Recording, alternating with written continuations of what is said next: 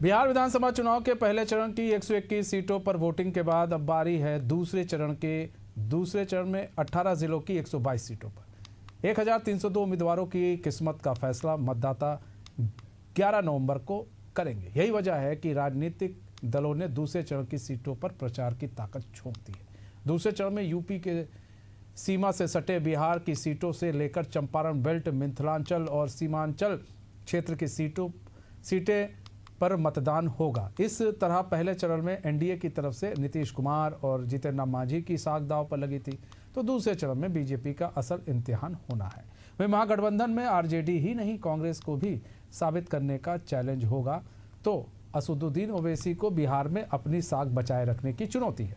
2020 में ओवैसी ने इसी चरण की सीटों पर जीतकर सभी को चौंका दिया था। बिहार विधानसभा चुनाव के दूसरे चरण में जिन 122 सीटों पर वोटिंग होनी है, उसमें एनडीए के सामने अपनी सीटों को बचाए रखने की चुनौती है, तो महागठबंधन को अपनी वापसी के लिए ताकत लगानी है। 2020 में इन सीटों पर हुए चुनाव के नतीजों को देखें तो 66 सीटें महागठबंधन के पास थी, तो महागठबंधन ने 50 सीटें जीतने में असफल रही थी। असदुद्दीन ओवैसी की पार्टी 5 सीटें जीती थी, तो 1 सीट बसपा जीतने में सफल रही थी। दूसरे चरण में सबसे ज़्यादा सीटें बीजेपी ने जीती थी।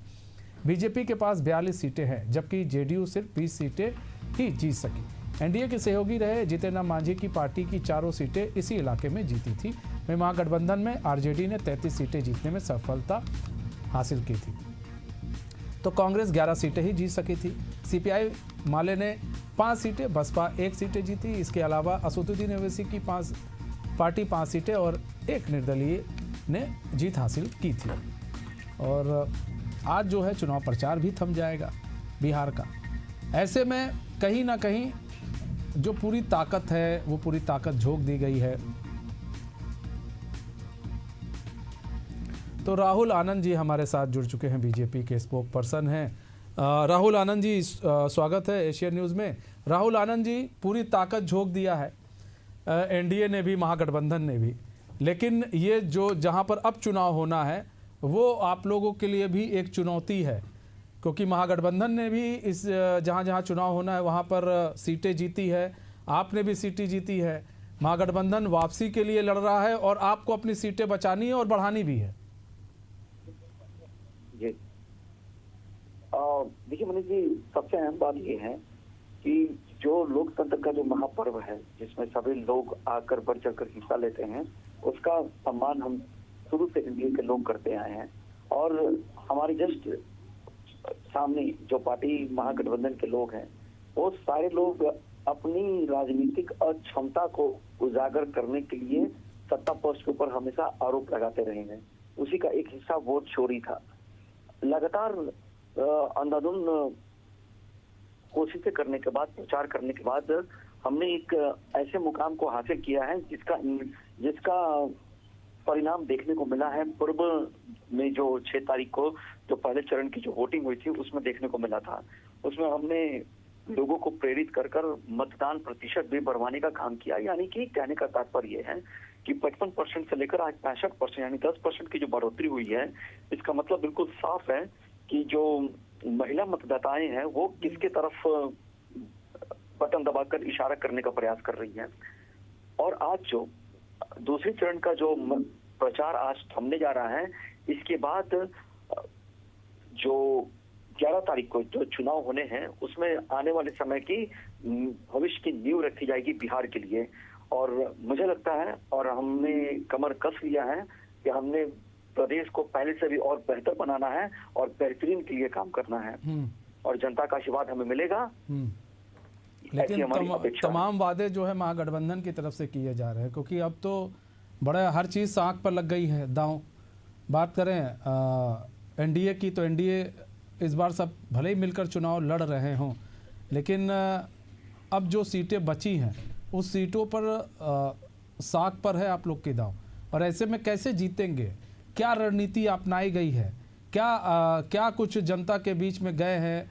मुद्दे क्या रखे हैं आपने? क्योंकि मुद्दे तो कोई जमीन के दिखे ही नहीं राहुल भाई।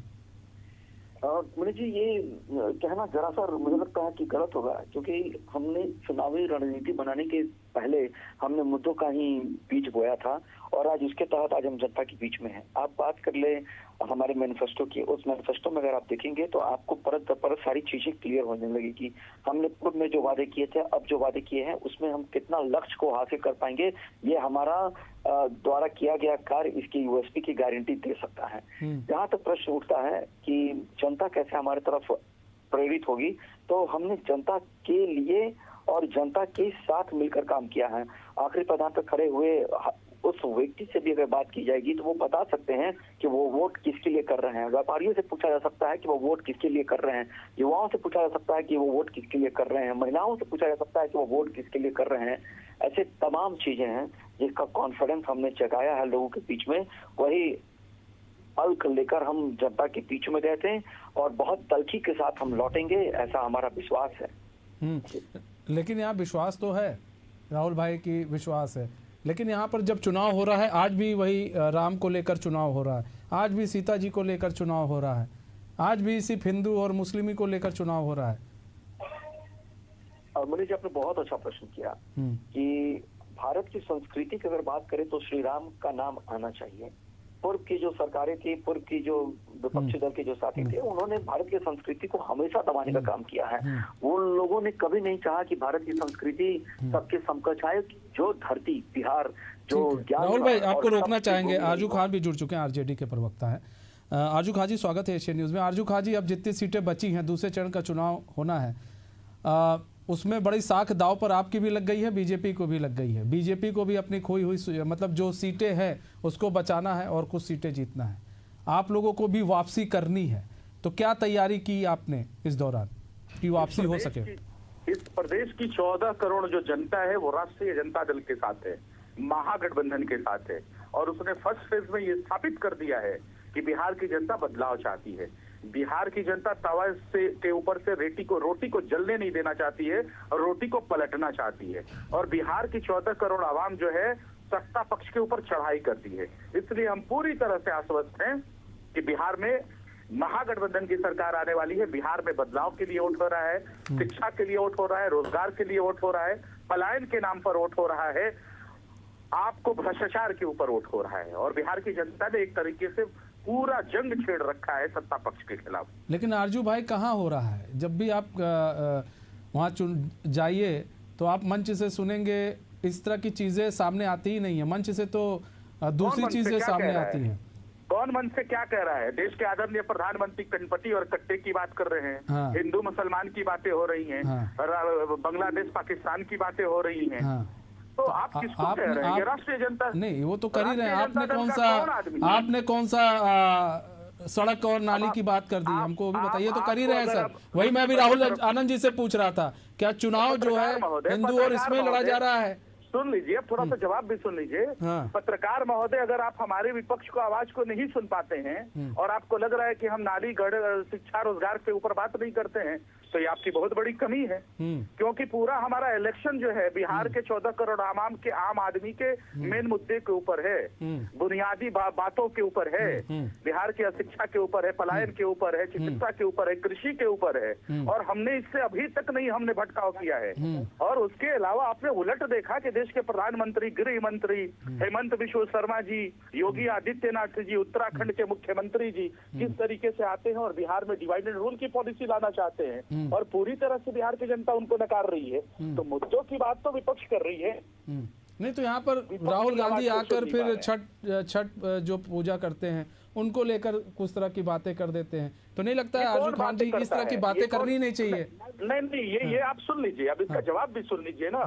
छठ में बिहारियों का अपमान कैसे हुआ? देश के रेलवे मिनिस्टर कहते हैं कि 12,000 हम बिहारियों को हम ट्रेन देंगे, 12,000 ट्रेन देंगे, और उसके बाद बिहारी जब शौचालय में रेलवे के डिब्बों के अंदर शौच में और सीढ़ियों पे और एक सीट पे 5-5, 7-7 आदमी जब छठ मनाने आता है ना, तब होती है परेशानी बिहार को। बिहार की अस्मिता के ऊपर, संस्कृति के ऊपर तब धब्बे लगते हैं। इससे बड़ा कुछ नहीं हो सकता है। और वो तो झूठ बोलते हैं, उनका ट्रैक रिकॉर्ड है, झूठ बोलना चोली दामन का साथ है। ठीक है राहुल आनंद जी, जवाब दीजिए। झूठ बोलते हैं। राहुल आनंद जी, जी मनीष जी, देखिए आरजेडी के जो प्रवक्ता साथी हैं वो बातें बहुत अच्छा करते हैं, ऐसा लगता है जैसा भाषण दिया जा रहा है, लेकिन उनको साथ तर्क की बात करें तो मुझे लगता है कि उसमें उनमें कुछ कमी पाई जाती है आरजेडी वालों में। इसके पीछे का मैं आपको लॉजिक भी बता सकता हूँ। देखिए महागठबंधन में जो आरजेडी है वो जिस चीज के लिए जानी जाती है तो जाहिर सी बात है कट्टा उनका प्रेम रहा है। AK-47 रखने वाले लोगों को ये सम्मान देते थे, तेजाब से नहलाने वाले शहाबुद्दीन जी को ये अपने शाय में रखते थे, तस्मुद्दीन जिंदाबाद करके सीमांचल को मुसलमानों को यूनाइट करना चाहते थे। तो ऐसी तमाम चीजें हैं जो हुआ करती थी। आपको मैं एक संदर्भ याद दिला देना चाहता हूँ कि मुंगेर, बिहार में एक मुंगेर जिला है जिसे कट्टों का जिला कहा जाता था, उसकी छवि धूमिल हो चुकी थी, जिसकी छवि को सुधारने का काम किया गया। साथ ही साथ मैं आपको बता दूं कि महिलाओं को जो सम्मान देने की बात की। ठीक है आजू भाई, समय कम है, राहुल भाई समय कम, बहुत बहुत धन्यवाद आप सभी मेहमानों को हमारे साथ जुड़ने के लिए और अपना बहुमूल्य समय देने के लिए।